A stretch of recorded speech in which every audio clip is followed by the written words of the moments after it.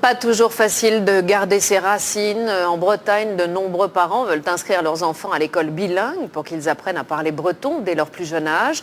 Le problème, c'est que dans le public, il n'y a pas assez d'enseignants. C'est le cas à Bru, près de Rennes, où 49 élèves s'entassent dans une seule classe. Du coup, ce matin, les parents ont mené une opération coup de poing. Jacques Deveau, Michel Hiver.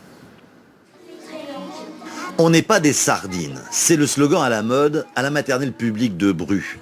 49 enfants sont inscrits dans la seule classe bilingue, français-breton, bien trop aux yeux des parents. 49 enfants par classe, il est impossible qu'il y ait la moindre éducation, le moindre projet éducatif qui soit mis en place.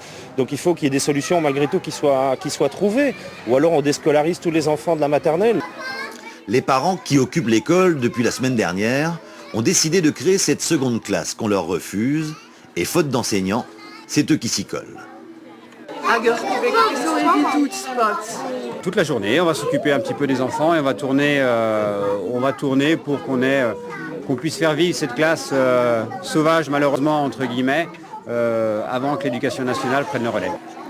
Mais ça risque de durer. L'inspecteur d'académie, joint au téléphone, nous a assuré ne pas avoir d'enseignants bilingues disponibles pour créer une nouvelle classe. Seule solution, qu'une partie de l'effectif bilingue rejoignent la filière classique. Plus ils apprennent tôt, plus ils ont de capacité d'apprentissage au niveau des langues. Le bilinguisme, il faut qu'il soit précoce pour qu'il soit intéressant. Au-delà de 7 ans, c'est trop tard. On n'a pas envie d'être à part, on a envie d'être intégré parce qu'il n'y a pas de raison qu'on ne soit pas intégré. On habite ici, c'est la langue de la région, je ne vois pas pourquoi on ne pourrait pas la parler dans une école publique. Situation bloquée donc, d'autant que pour l'inspection d'académie, un nouveau poste ne sera envisageable qu'à la rentrée 2010. Ce qui fait dire aux parents que l'État ne donne pas les moyens pour l'enseignement des langues régionales.